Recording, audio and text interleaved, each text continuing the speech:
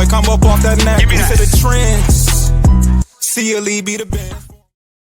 Welcome to Bleachers and Speakers. I'm your host, June. I got my boy B Foster, and we are doing our off-season vibe type thing with our featured player of the week.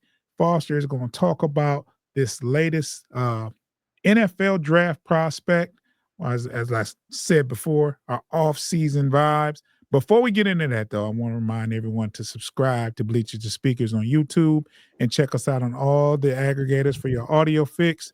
Just type in Bleachers and Speakers, FFSN, and any of those aggregator platforms. Those are places like Spotify, YouTube Music, Apple Podcasts, Pandora. You can find us there. Just type in Bleachers and Speakers, FFSN. Make sure that notification bell is on.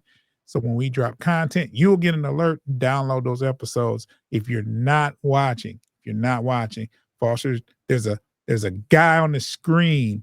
I have to describe it because you know, for my audio people, but there's a guy and he has number 31 on. He's in black and blue. He looks like Kirby out there, and he's making a play. Foster, who we talking about on this featured player profile?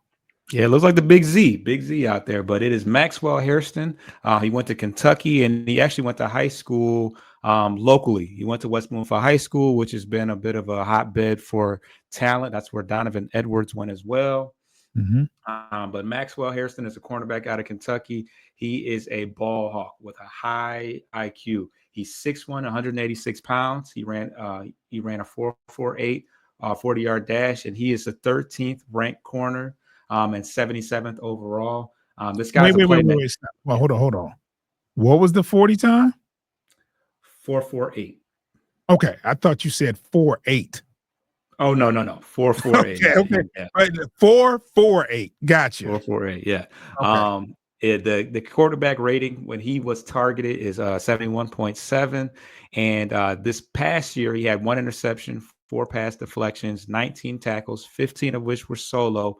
The one interception he had was a pick 6, and he had 2 forced fumbles. His breakout year was the year before in 2023. He had 5 interceptions, 6 pass deflections, 66 tackles, 53 of which were solo, 1 forced fumble, and he had 2 pick 6s that year. He started all 13 games in 2023 and was second team all SEC. So that was the breakout year for him. But those were the only 2 years. He only started. He only played the majority of the games his last 2 years. So as far as his strengths, like I said, he's a ball hawk. He has good. He has plus instincts, and he does a good job of jumping routes and reading the quarterback's eyes. He's got fluid hip swivel and back pedal. He transitions smoothly. He has a long levered frame, which he uses effectively to disrupt receivers. Like I said earlier, he has a high football IQ and good pass recognition. He's a sure tackler in space. He's scheme versatile. He can play the zone or man. He's a turnover machine, of course. Several forced fumbles each year, a couple pick 6s, and 6 interceptions overall. And he has a nonstop motor. As far as his weaknesses, he's thin framed. He needs to pack on some muscle to be able to compete at the NFL level. Only 186 pounds right now. His press technique needs work. He struggles to reroute receivers at the line of scrimmage. His long speed is a concern as far as recovery against those receivers that with high speed, he may have some issues. Sometimes he tends to get washed by physical blockers, and he's got limited starter reps. So he may need some development at the next level. As far as his fit with the Lions, I think he's a good project guy. He's obviously a guy that's going to make some plays, but I don't think that he's a guy that that is going to be able to start because he is a little raw at that position. I think he would be a good replacement for a guy like Mosley, who was given a second chance last year, but did not touch the field, I think, at all in a regular season game. And in my eyes, he's Racket Straw-esque as far as the size and build. Obviously, Racket Straw did not play much last year, so Mhm. Hopefully he can take that next step forward possibly, but he's kind of, in my eyes, he fits that mold. Now, granted, Rackstraw didn't have many interceptions coming out of college. I think he maybe had one. One.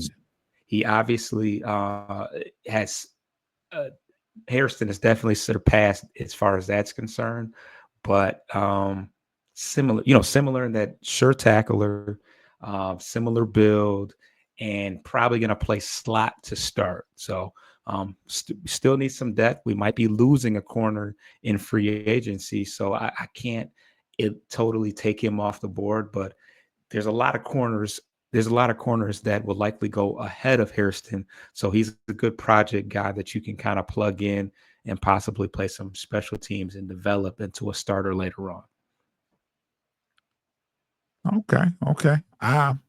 All I heard was 4'4", 40 times, 6'1". I'd say, man, take a gander if you can get this guy. got some room to grow, so he's got long arms and stuff like that, so he can build muscle onto that frame. Yeah, especially if you're talking about taking a corner in the later rounds, if he's available. Sounds like a good guy. Local guy. Once again, subscribe to Bleachers to Speaker on YouTube. Get your lick back. If a nigga gon' do something, ain't no chit chat. Better stay up out the way, don't get your shit splat. Stop letting shit slide and get your lick back.